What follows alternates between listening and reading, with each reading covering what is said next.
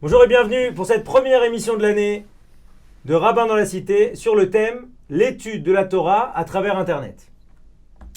Comme vous le savez, depuis 20 ans, Internet a profondément modifié notre façon de vivre.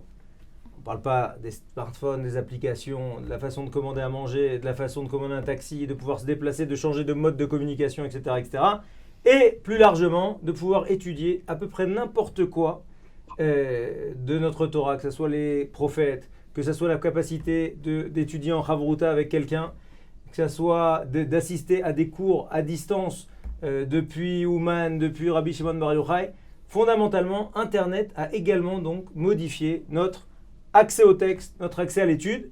Et nous allons, Bezrat Hashem, dans cette émission, voir les pour, les contre, d'accord, les points positifs, les points négatifs. On a Rav Biton, thérapeute du couple, très, très intéressé par ces questions de modernité et de l'impact sur le comportement des gens en couple, en famille.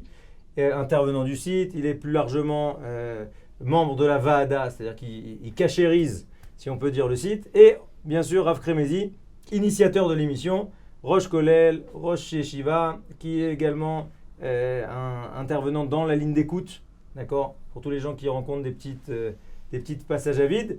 Et nous allons donner d'abord la parole à Rav Biton, afin qu'il nous fasse finalement peut-être un petit panorama de cette évolution et du fait qu'aujourd'hui, finalement, on trouve tout sur Internet. Effectivement, parce que c'est intéressant, parce que l'Internet de Torah, en fait, il est né dans le sillage des séminaires. En fait, ce qui s'est passé depuis la guerre de Kippour, c'est qu'il y a eu une évolution dans la transmission de la Torah vers le public le plus large. C'est-à-dire qu'en Israël, aux États-Unis et en France, on crée les séminaires d'Arachim. Puis plus tard sont venus d'autres séminaires, il y a eu les séminaires Oraïta. Donc ça a été à chaque fois des séminaires qui permettaient de véhiculer des thématiques qu'on ne véhiculait qu'au Beth Midrash, mais dans la forme dans laquelle on les véhiculait dans les séminaires, c'est-à-dire avec des conférences, avec des démonstrations, avec des forums, des questions-réponses et autres, oui, etc. Ça, l'ouverture au grand public, ça a commencé avec ça. En fait. Ça a commencé avec ça. Mais alors, très vite, dans les années 2000, Internet est arrivé, et là, l'Internet de Torah est arrivé. Alors au départ, ça a été des initiatives disons, de rabbinim spécifiques. Par exemple, Rav Shaya a lancé son site à ce moment-là, Rav Dinovitch a lancé son site à ce moment-là. Et puis très vite, il s'est produit un phénomène qui était un phénomène de recherche de diversité. Et là, les sites de Torah sont devenus des sites de diversité. C'est-à-dire que tout s'est ouvert. Alors, beaucoup de gens s'y sont mis. Et puis ensuite est arrivé, dans le paysage français, Torah Box, et qui a repris cette fois-ci ce souci de pluralisme, mais pas seulement dans les intervenants, mais aussi dans les méthodes d'intervention. Et je crois que c'était ça le succès du site, c'est tout simplement de chercher finalement à satisfaire la curiosité des gens là où ils se trouvaient. Alors il y a des gens qui étaient curieux d'entendre des choses qui les feraient rire, il y a des gens qui étaient curieux d'entendre des choses très profondes et très sérieuses, d'autres qui voulaient étudier les textes, d'autres qui voulaient des contacts avec des rabbinim. Et puis c'est comme ça que finalement tout ça s'est développé. Et aujourd'hui, on va en parler là maintenant dans cette émission. Le grand catalyseur, c'est quoi? C'est la facilité. Oui, parce qu'aujourd'hui, finalement, on a accès à des textes pour lesquels il fallait se rendre au Beth Midrash, accepter la discipline du groupe d'études organisé par le Rav, et puis il n'y avait pas cette variété qu'offre Internet. Donc si on ne s'entendait pas avec le rabbin, ou si on n'appréciait pas la synagogue, ou on ne s'entendait pas bien avec le voisin de chaise, on n'y allait pas. Une demi-heure de voiture en plus. Voilà, etc. Donc aujourd'hui, on est installé chez soi, on a une multiplicité d'intervenants, une multiplicité de textes, et surtout, ce qui est extraordinaire, c'est aussi la possibilité d'accéder au texte lui-même. C'est-à-dire qu'on peut avoir à la fois des chavrutot, mais en même temps, on peut écouter un Maggid Shiur, donc un conférencier ou un rav ou quelqu'un qui va enseigner, qui a le texte devant lui. Moi aussi, j'ai le texte devant moi, et je peux suivre la page de la Gemara, la page du prophète. Imaginez qu'aujourd'hui, il y a des milliers de gens qui étudient des pages du prophète Shmuel. Ça n'existait pas. Avant que la révolution Internet se fasse. Ça n'existait pas. Personne n'étudiait le prophète Shmuel. Il n'y avait pas de cours. Quoi. Il y avait des cours, mais c'était en quelque sorte réservé à des initiés. Qui va étudier les textes du prophète? Ou alors les enfants à l'école qui doivent sagement écouter le professeur. Mais qui pouvait aujourd'hui dire je vais m'intéresser à ce que disait le prophète Shmuel, le prophète Samuel, et le contexte dans lequel il est apparu, et ce que ça a fait dans l'histoire du peuple juif. Vous avez aujourd'hui un site avec un rav qui vous raconte ça, avec les versets, textes à l'appui, les commentaires de Rashi, les commentateurs, et qui replace les choses dans leur perspective sur le plan spirituel et sur le plan historique. Vous avez les deux. C'est un accès extraordinaire. Avant, il fallait aller chez les initiés. Aujourd'hui, c'est à portée d'une personne qui est simplement un peu curieuse. Rav Kremizi, vous voulez rajouter quelque chose à ce descriptif? D'abord, je voudrais rajouter que l'Internet, on va avoir un peu de difficultés par la suite, mais l'avantage, c'est que chaque rabbanim a une certaine plaisir d'enseigner quelque chose de particulier. Exemple, comme le Rav Biton a dit, il y a des rabbanim qui sont spécialisés dans le nar, d'autres qui sont spécialisés dans l'halacha, d'autres qui vont être spécialisés dans certains domaines.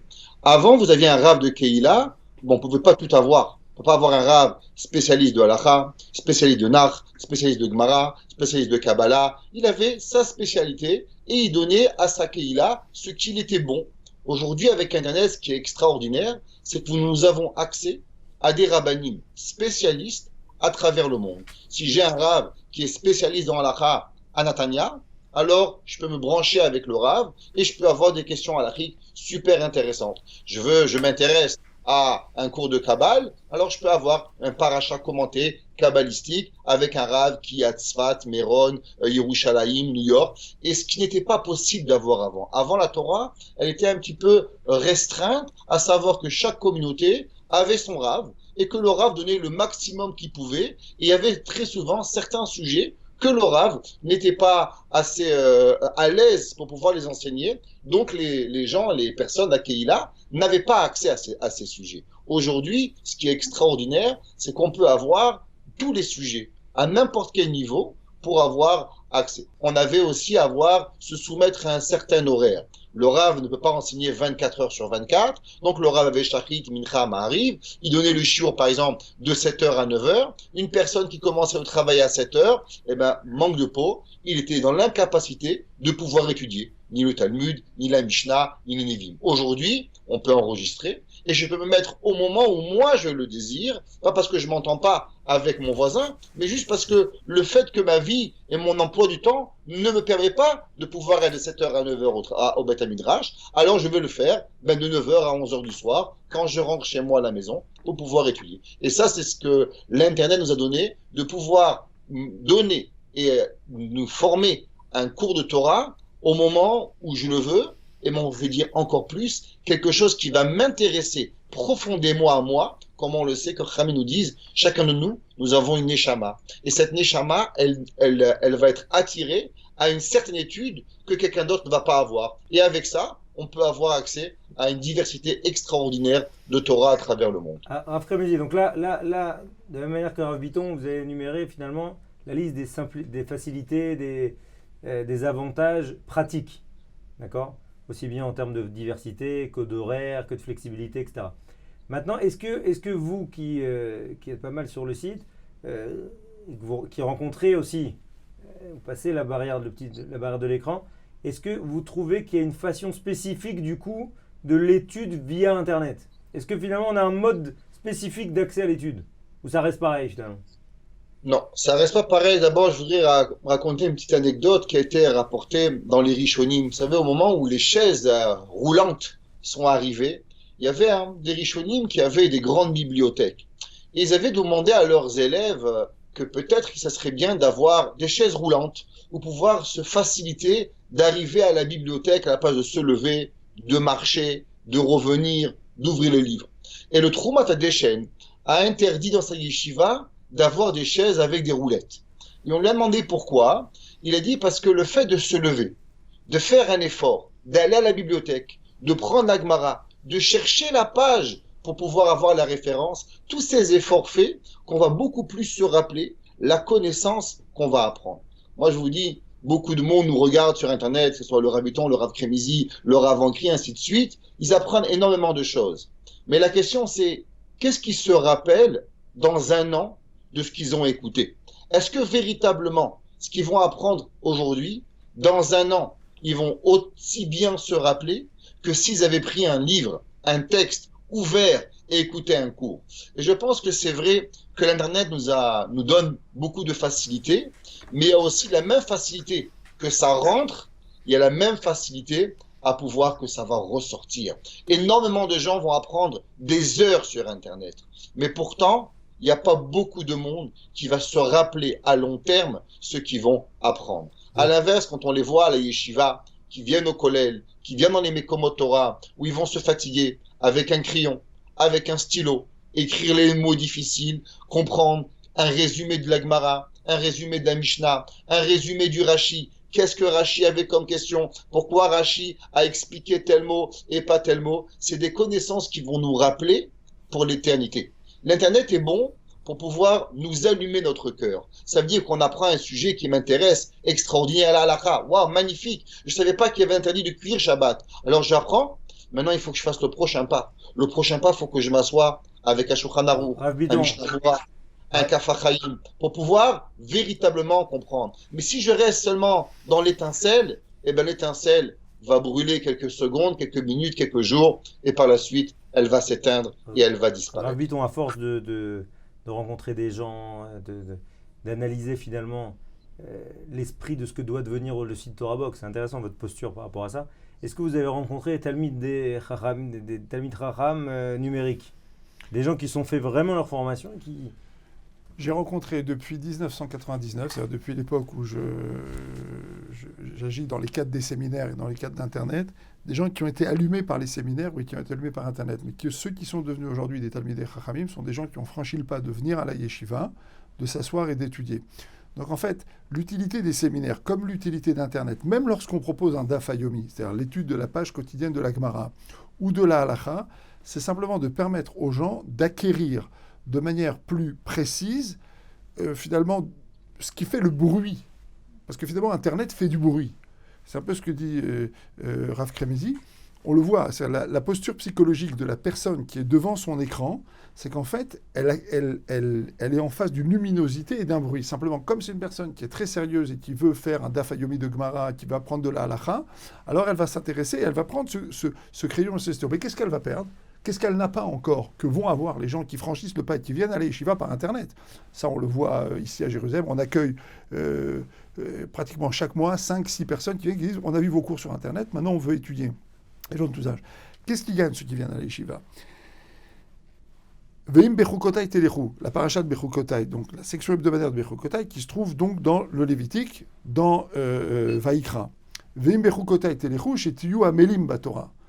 Il faut qu'il y ait un mal, il faut que effectivement on se casse la tête dans l'étude de la Torah. Et effectivement, Internet, c'est un couloir d'accès.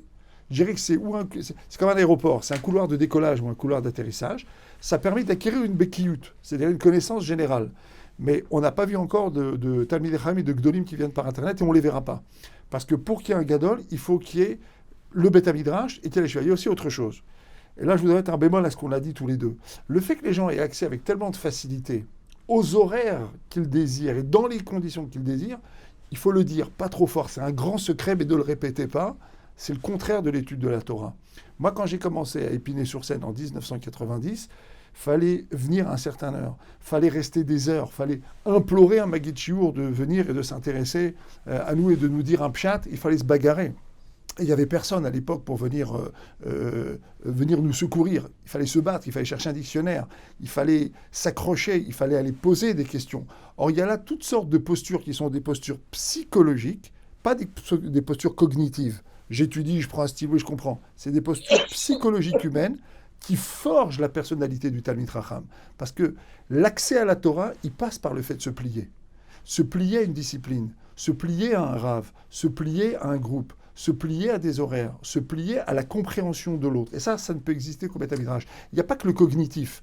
Et finalement, le piège d'Internet, parce que c'est un piège, c'est le tout cognitif. On a compris, on a écouté. Non. Il y a un apprentissage humain qui passe par la vie du groupe. Le groupe qui étudie ensemble. Et c'est la raison pour laquelle la Gemara dans Brachot dit « Ta'asu kitot, aseket ou shema », d'accord? C'est un passage qui se trouve dans la Torah. Formez des groupes pour étudier la Torah. Mettez-vous ensemble, parce que l'apprentissage du contact humain dans la Torah, c'est, comme dit Rav Wolbe, ma Chavruta, parfois, il comprend plus vite que moi, il comprend mieux que moi, il va m'expliquer des choses. Mon Rav va m'expliquer des choses. Donc, je me plie sur le plan psychologique et humain à une discipline et à une verticalité. Et ça, c'est fondamental. Il n'y a pas ça sur Internet. Alors, il peut y avoir, il y a notamment une association qui s'appelle Torah Connexion, qui permet en fait de faire des chavrutot pour des gens qui n'ont pas de... Oui. Donc du coup, ce côté-là humain, d'échange et de trucs, on peut le retrouver. Mais ça restera encore une relation très singulière. Ça n'est pas du tout ce qu'on vit lorsqu'on fait partie d'un groupe qui étudie. Voilà, moi, je suis dans un collège tous les matins, on étudie actuellement. Il y a 10 personnes qui sont en train de se bagarrer sur des pchatines, sur des chars, sur des tasses, sur des franaros, etc. C'est un apprentissage. La chavruta par Internet, ça, c'est la grande innovation. Je peux faire une chavruta avec quelqu'un qui est à Jérusalem et j'habite à Paris. Ok, je me plie à une certaine discipline.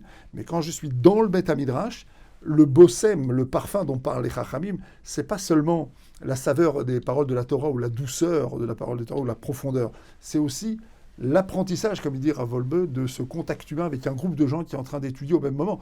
J'ai 1000 juifs qui sont en train d'étudier au même endroit, la même chose. C'est un bruit et c'est une puissance sur le plan humain, sur le plan psychologique et sur le plan spirituel qui est absolument phénoménal. Les avantages, on en a parlé. Les inconvénients, c'est aussi qu'un enfant, par exemple, quand il se retrouve dans une classe, vous savez, l'Internet, c'est beau, il y a un vidéo par derrière, il y a de la musique, c'est interactif. Quand vous vous retrouvez dans une classe avec une page de Gemara, noir et blanc, un tableau, et là, le professeur devient beaucoup moins intéressant. Et là, l'enfant ne comprend pas. Et ça devient difficile de pouvoir se faire concentrer. Vous savez, aujourd'hui, je donne beaucoup de cours. Et il y a pas longtemps, je donnais un shiur et je disais que il y a 3 genres de personnes aujourd'hui. Il y a des personnes qui ont besoin d'un shiur de 59 secondes. Il y en a qui peuvent durer 6 minutes. Et il y en a qui arrivent à durer 22 minutes. Ça veut dire qu'après 22 minutes, les gens n'arrivent même plus à se concentrer. Pourquoi? Parce que c'est moins interactif quand il n'y a pas de musique, quand il n'y a pas de vidéo de par derrière, il n'y a pas de millions d'images. Il faut savoir que la véritable étude de la Torah, elle doit se faire à travers un texte et de se casser les dents, à comprendre ce que veut dire Rashi, ce que veut dire Rambam, ce que veut dire le Rashba. Et des fois, il faut vraiment avoir une concentration qui est puissante. L'Internet nous donne beaucoup et c'est le professeur qui donne à l'élève.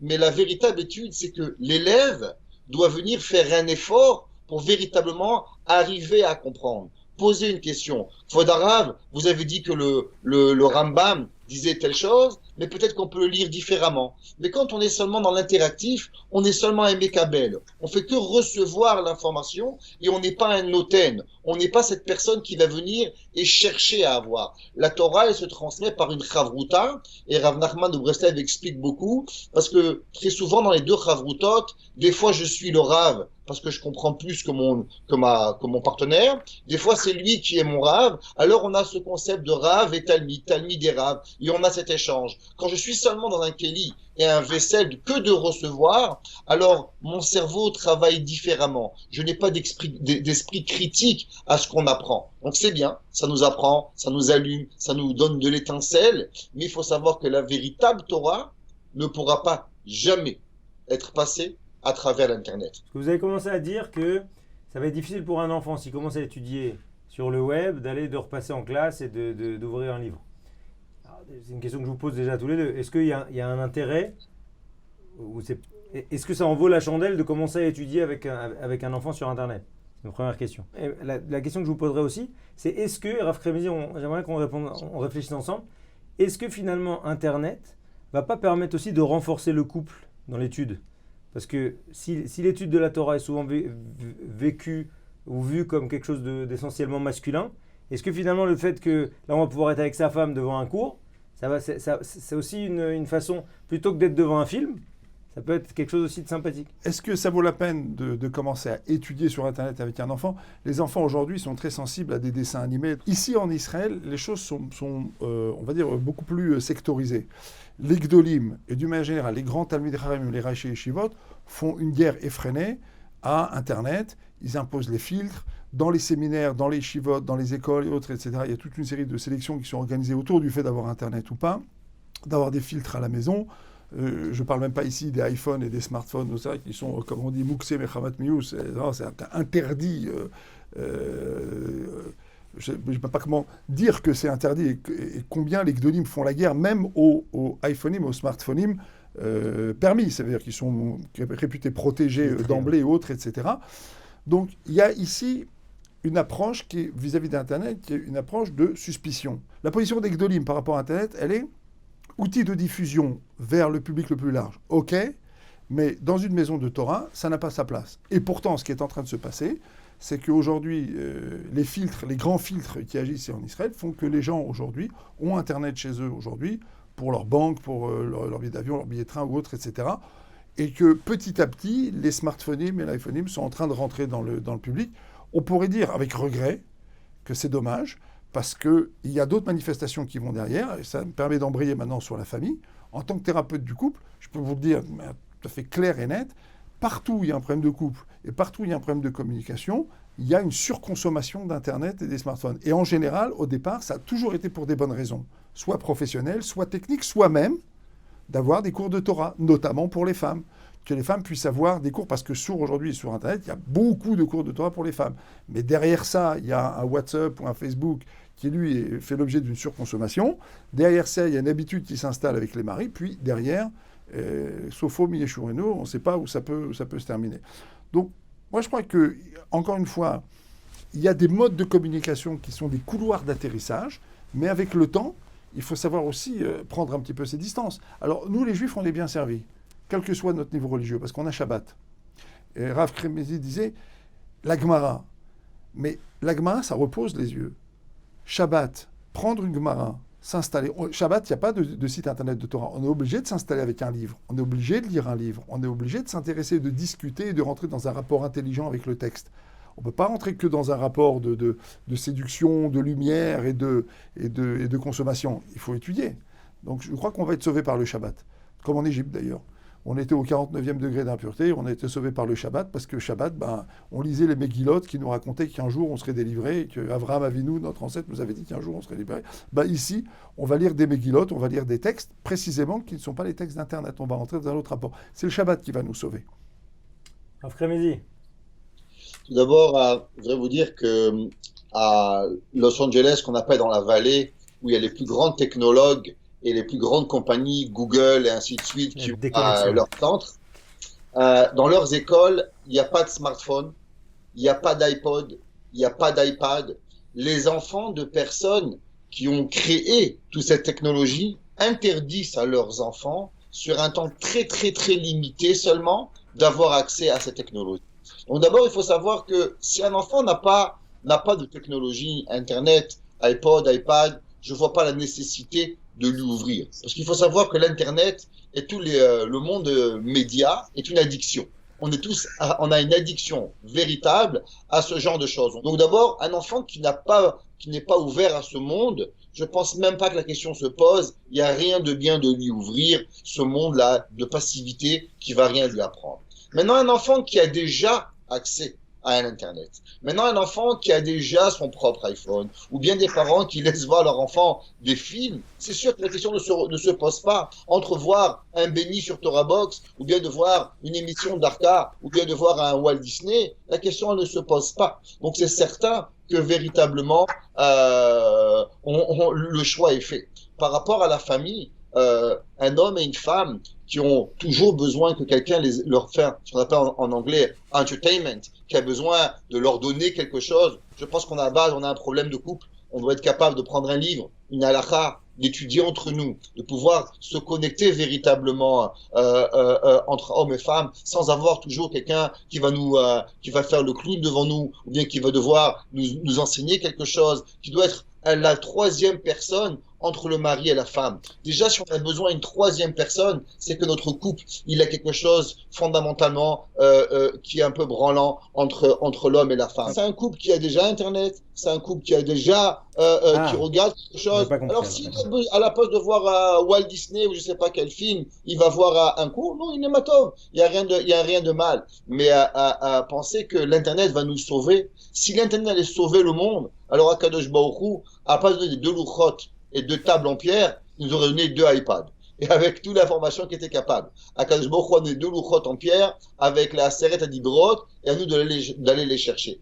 L'Internet est un outil extraordinaire, qui peut nous faire découvrir des choses magnifiques. Mais il faut savoir que derrière chaque vidéo, derrière chaque moment sur Internet, il y a un moment où on peut basculer à l'addiction des médias. Et ça, c'est un danger qu'il faut savoir. Chaque homme, chaque femme, chaque enfant qui rentre sur Internet pour la première fois, on ne sait pas c'est quand que l'addiction va se déclanger. Il y a des gens qui me disent qu'il faut d'arabe. même le jour du Shabbat, j'ai l'impression de ressentir mon téléphone qui vibre. J'ai pas de téléphone sur moi. Ils ont une addiction. Ils sentent leur téléphone sonner quand ils l'ont plus. Ça veut dire que il faut savoir se mettre des limites. Il faut savoir que c'est bien. Ça nous apprend à nous découvrir des choses extraordinaires.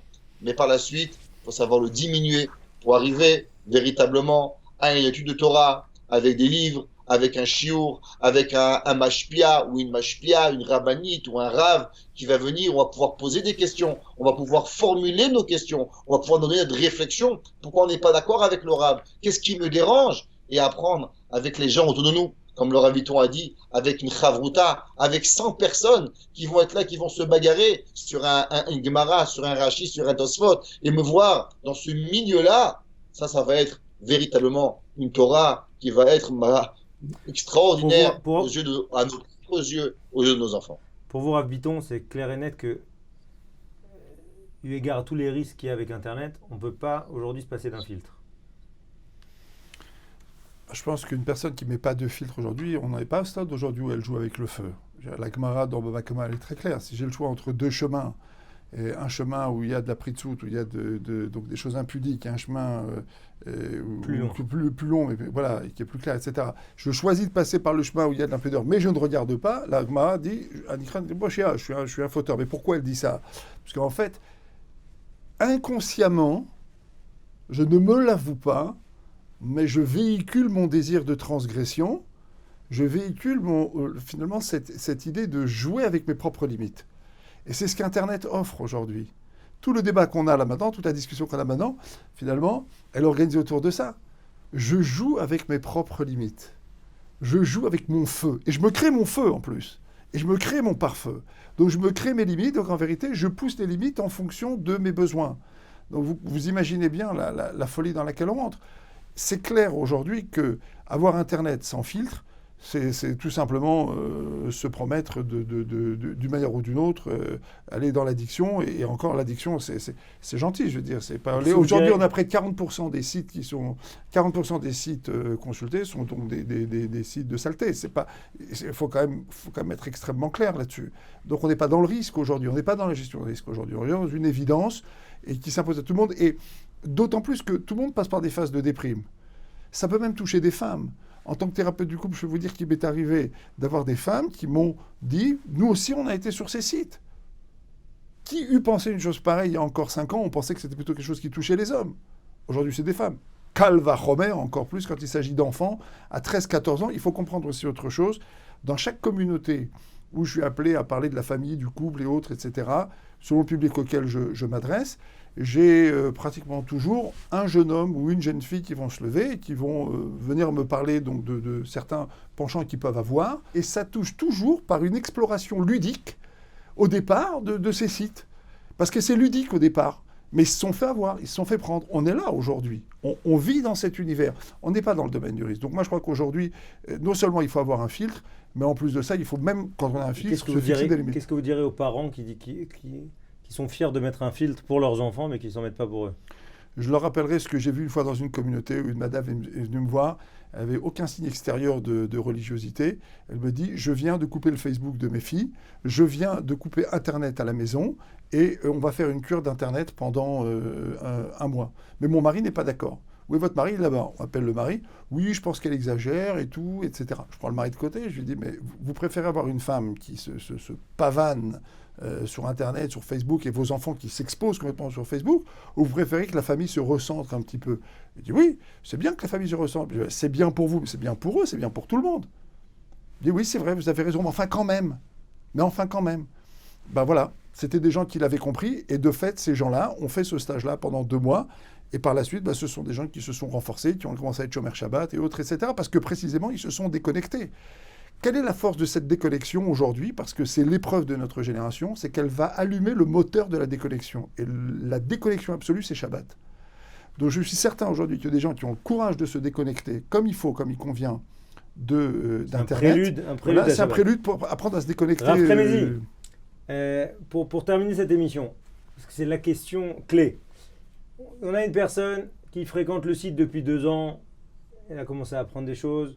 Elle a fait du Mishnah Broa, petit à petit de la Gemara, etc. Et tous les jours, moi j'en ai une fois qui est venu me voir, je me souviens très bien, à l'époque je faisais le journal, qui me disait voilà, il avait son programme, un vrai programme tous les jours, un dentiste. Il m'a dit voilà, de 8h, alors à la pause du déjeuner, j'ai le cours de celui-là, à la pause, et il faisait son programme comme ça par semaine, quoi.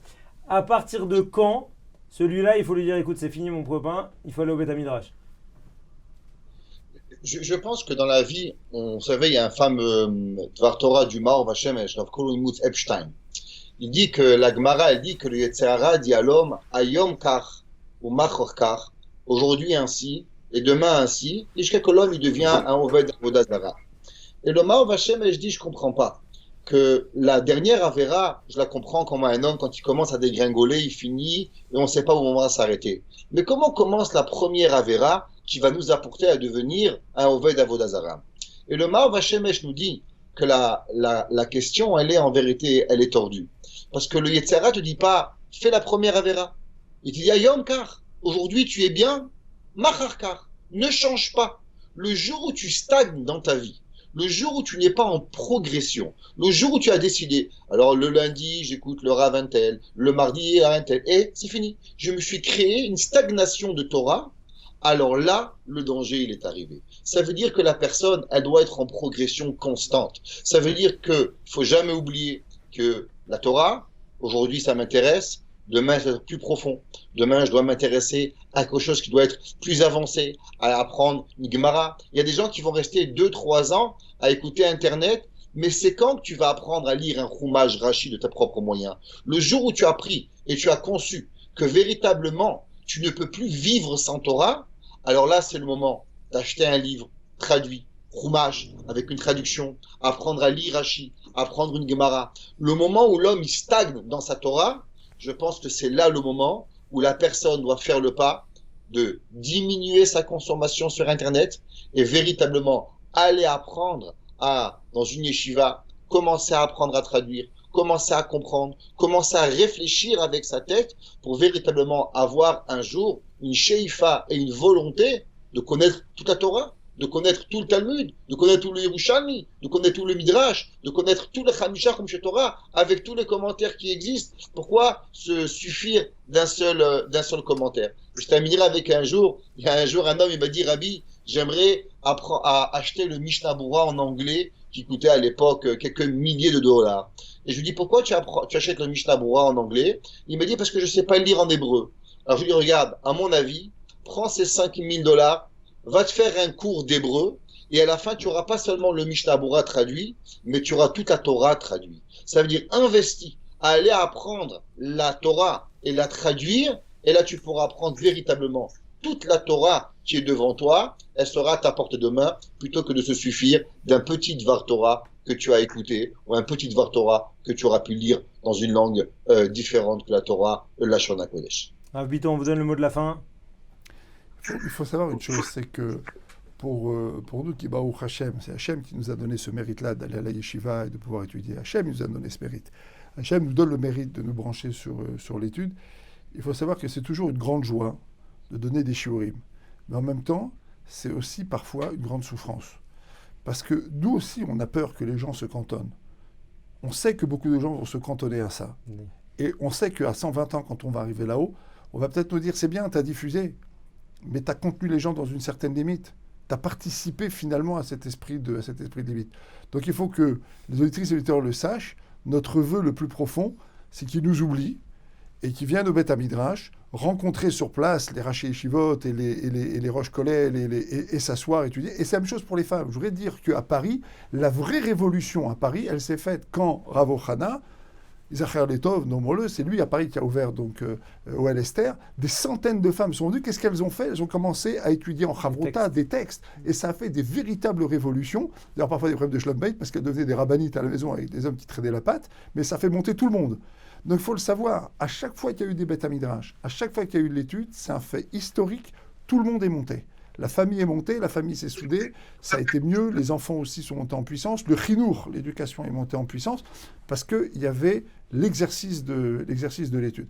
Et ce qui s'est fait là à Paris, c'est un peu ce qui doit se faire aujourd'hui finalement dans le sillage d'Internet, c'est qu'aujourd'hui finalement, il faut multiplier les initiatives donc de limoud, d'études, pousser les gens à étudier, pousser les gens donc à... Tu vois, après, je pense que la transition entre Internet et le Beth Midrash, c'est précisément quand les gens demandent une chavruta.